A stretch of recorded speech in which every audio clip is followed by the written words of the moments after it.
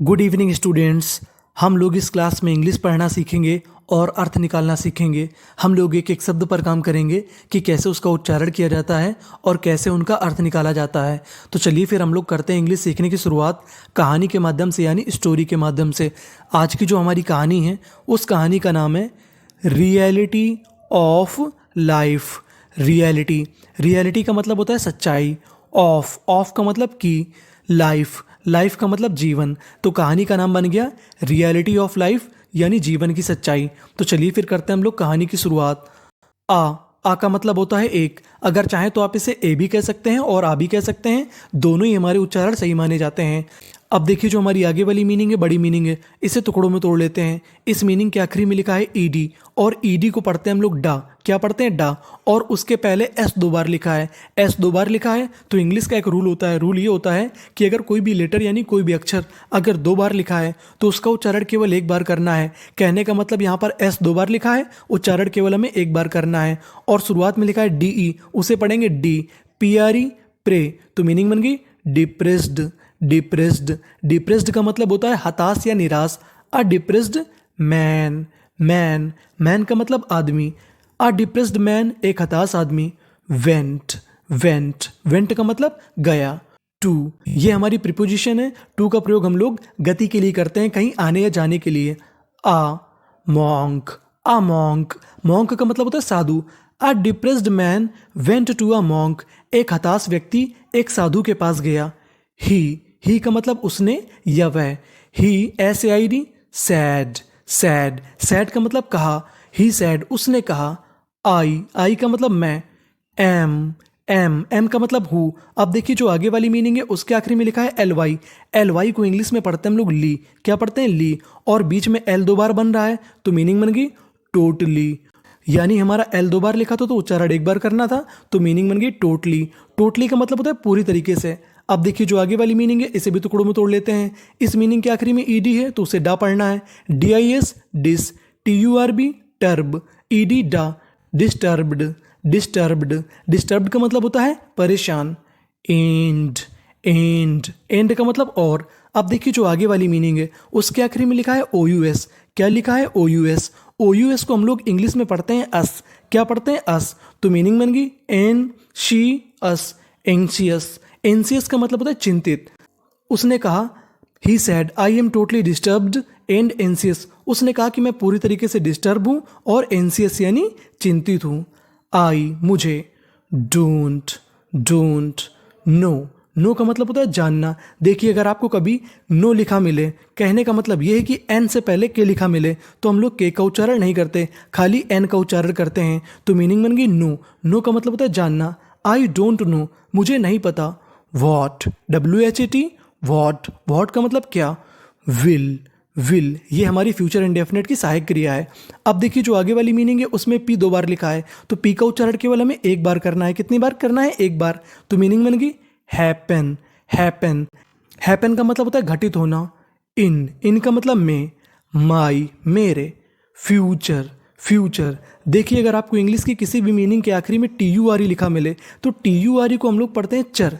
क्या पढ़ते हैं? चर। तो मीनिंग बन गई फ्यूचर का मतलब भविष्य।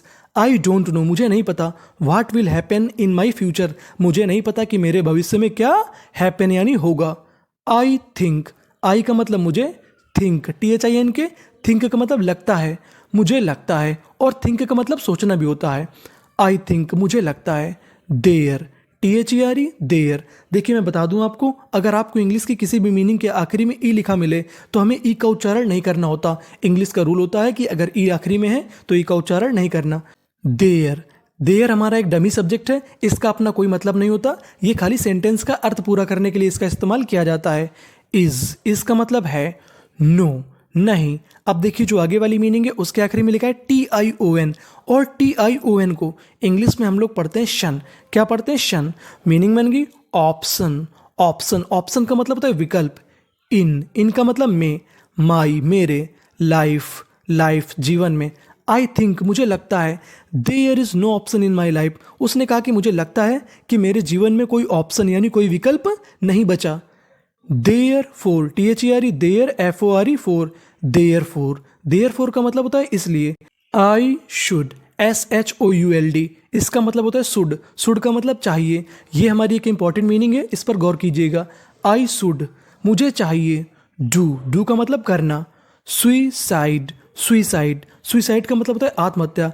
Therefore I should do suicide, इसलिए मुझे आत्महत्या कर लेनी चाहिए। द मॉन्क, द ये हमारा आर्टिकल है, इसका प्रयोग नाउन की शोभा बढ़ाने के लिए किया जाता है। द मॉन्क जो साधु थे।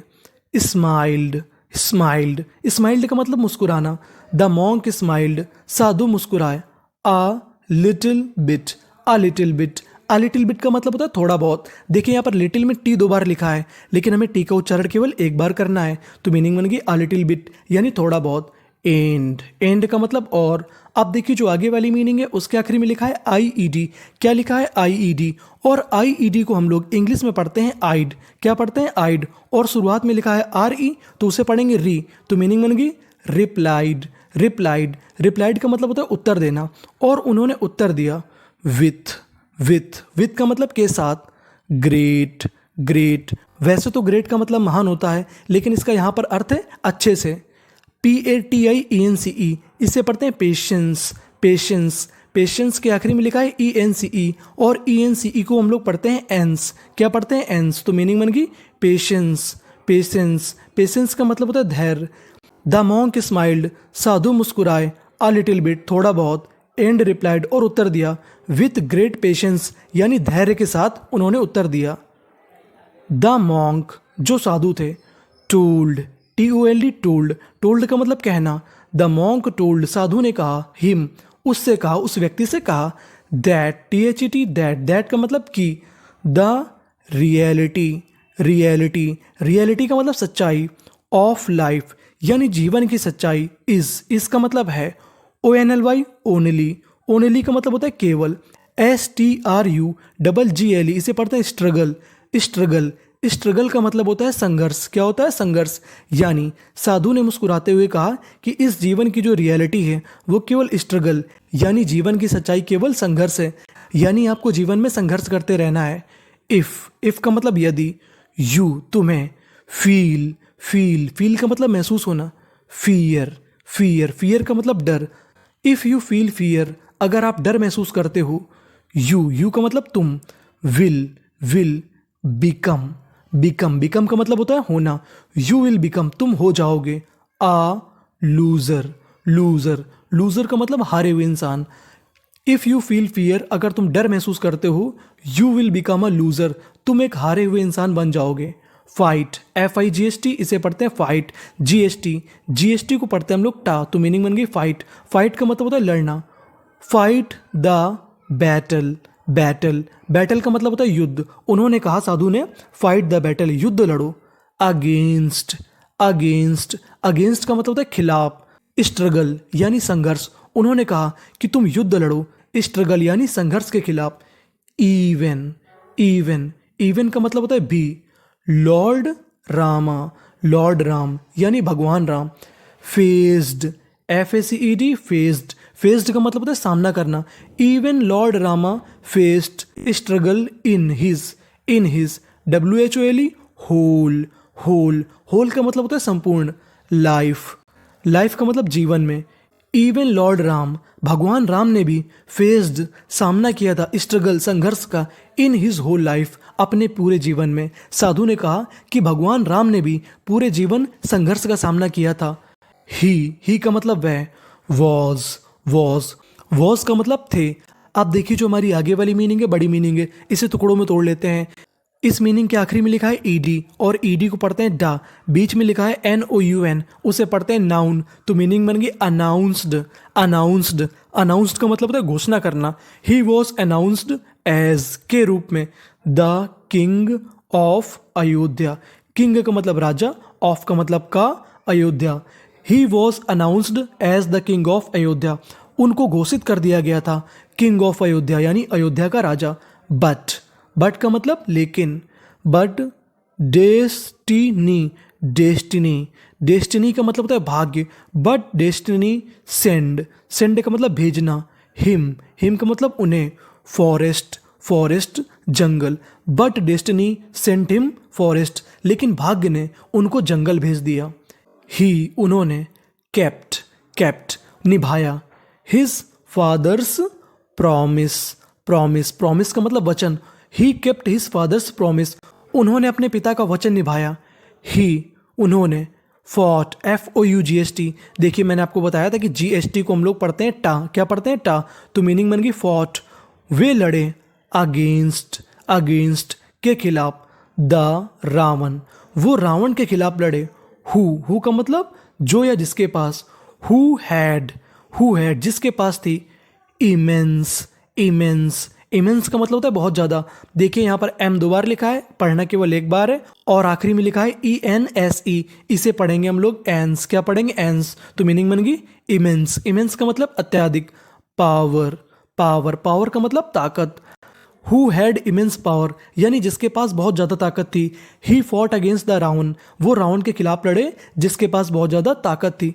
इफ का मतलब यदि, आवर हमारे, सुप्रीम सुप्रीम का मतलब सर्वोच्च, गॉड भगवान, इफ आवर सुप्रीम गॉड यानी हमारे सबसे बड़े भगवान, वॉज का मतलब थे, नॉट एबल का मतलब सक्षम, टू अवॉइड का मतलब बचना, अगेंस्ट स्ट्रगल यानी जो हमारे भगवान थे वो तक बच नहीं पाए, स्ट्रगल यानी संघर्ष से, वी आर हम हैं, ह्यूमन बींग्स का मतलब होता है मनुष्य, हाउ कैसे, we can avoid struggle, we are human beings हम तो इंसान हैं, how we can avoid struggle हम लोग स्ट्रगल से कैसे बच सकते हैं, हम लोग संघर्ष से कैसे बच सकते हैं, वी शुड बी रेडी हमें तैयार होना चाहिए, फॉर के लिए, एवरी हर, हार्ड कठिन, अब देखिए जो आगे वाली मीनिंग है उसके आखिरी में लिखा है TIUN, और TIUN को पढ़ते हैं शन, तो मीनिंग बन गई